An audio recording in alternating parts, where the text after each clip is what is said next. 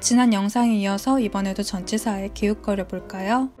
전치사 오브에는 소유나 부분 이런 느낌이 있어요. 내 인생에서 최고의 날이었어 이런 말 많이 하죠. 최고의 날이라는 게 내 인생에 속한 하루를 말하니까 오브가 오는 게 자연스럽죠. 먼저 캐피탈은 이런 뜻을 가진 명사예요. 금융 쪽 회사 이름에서 어쩌고 캐피탈 이런 거 많이 봤죠? 수도는 한국의 한 부분이잖아요. 그러니까 오브가 잘 어울려요. 어딘가 속해 있다는 건 관련되어 있다는 말로도 생각해 볼 수 있어요. 사진은 사진인데 나의 가족과 관련된 사진이라는 건 나의 가족이 찍힌 사진을 말하겠죠. 자, 나는 생각하는데 그와 관련된 생각을 해서 오브를 썼어요. 나는 그를 생각한다는 문장이라고 해석할 수 있겠죠? 나는 무척 자랑스러운데 그게 너랑 관련되어 있어. 이 말은 네가 자랑스럽다는 말일 거예요. 오브에는 소유의 느낌이 있다고 했죠? 거기서 좀 더 확장해서 오브가 가지다라는 의미로 여겨지는 경우를 만나볼게요. 유리잔과 와인이 어떤 관계인가요? 유리잔 안에 와인이 담겨있는 관계예요. 이땐 유리잔이 와인을 가지고 있는 거니까 오브가 왔구나 이렇게 이해하면 좋겠죠? 와인을 가지고 있는 하나의 유리잔을 자연스럽게 해석하면 이런 뜻이 됩니다. 대단한 매력의 남자라는 건 그 남자가 대단한 매력을 가지고 있다고 생각하면 되겠죠? 오브가 무조건 뭐뭐해라는 뜻만 있는 게 아니고 한국어와 영어는 다른 언어라서 한국어로 해석할 땐 한국어 문장에 맞게 자연스럽게 해석해야 해요. 그런 과정이 아직 영어랑 친해지는 중인 우리한테는 좀 어려울 수도 있어요. 그래서 저는 전치사 오브를 만났을 때 문장에서 어떻게 자연스럽게 해석되어 있는지를 보는 편이에요. 전치사 오브를 무조건 뭐뭐해 라고 외우지 말고 문맥에 따라 어떤 뜻으로 쓰이는지 자주 살펴보면서 오브의 다양한 의미와 익숙해지기로 해요. 바이는 주로 옆, 근처, 인근과 관련된 관계를 나타낼 때 쓰이는 전치사입니다. 최애 영화 중 하나가 맨체스터 바이 더 씨인데요. 바다 근처에 맨체스터라는 지역이 있기 때문에 전치사 바이를 쓴 거예요. 이렇게 바이는 근처나 옆을 의미할 때 쓰입니다. 이번엔 시간이나 날짜에 쓰이는 바이를 볼까요? 8시 근처, 월요일 근처로 간다는 건 그때쯤, 그때까지라는 의미로 생각할 수 있지 않을까요? 8시 근처면 이런 의미가 되고 내일 근처라는 말은 이런 의미가 되겠죠? 근처에 있으면 그걸 사용할 수 있죠. 그래서 어떤 수단을 이용한다고 말할 때도 전치사 바이를 씁니다.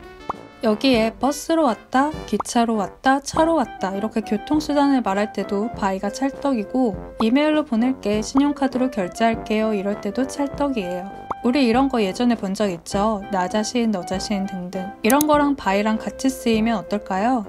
내가 뭘 사용하고 싶은데 근처에 나 자신밖에 없다는 건 나 혼자 한다는 의미로 생각할 수 있죠? 나는 나 혼자 그걸 만들었고 그녀는 그녀 혼자서 그걸 만들었고 그들은 그들 스스로 그걸 만든 거예요. 전시회에서 어떤 작품 근처에 있는 사람은 그 작품을 만든 사람일 가능성이 높지 않을까요?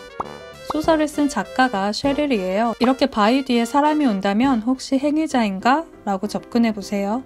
전치사 through는 대표적으로 무언가를 통과, 관통한다는 의미가 있어요. 아바 노래 중에 이런 노래가 있는데요. 슬립은 빠져나간다는 뜻의 동사예요. 딸과 보낸 시간들을 붙잡으려고 해도 손가락 사이로 빠져나간다는 그런 노래입니다. 손가락 사이를 통과해 지나가니까 through를 쓴 거겠죠? 햇빛이 창문을 통과해서 방 안으로 들어오고 있어요. 햇빛과 창문의 관계는 햇빛이 창문을 통과하는 거죠. 그래서 through가 어울려요.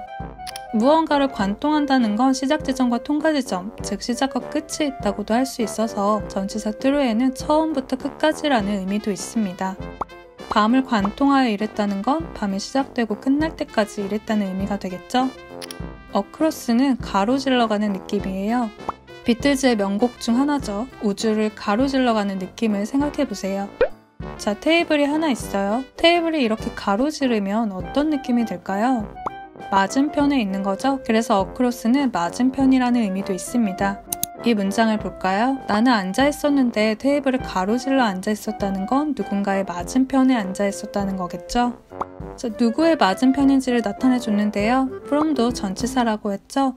그로부터 테이블을 가로질러 앉아있었다는 말을 우리말로 자연스럽게 하면 이런 의미가 되겠죠? 전치사 along은 무언가를 따라가는 느낌이에요. 나는 걸었는데 그 강을 따라서 걸었다는 문장을 말하려고 along을 썼어요. above에는 위, 높은이란 느낌이 있습니다. average는 평균이란 뜻인데요. 평균보다 위라는 건 평균 이상이란 말이겠죠? 0도 위에 3도가 있다. 영상 3도라는 의미예요. 전치사 over도 above처럼 위에 있는 관계를 나타낼 때 써요.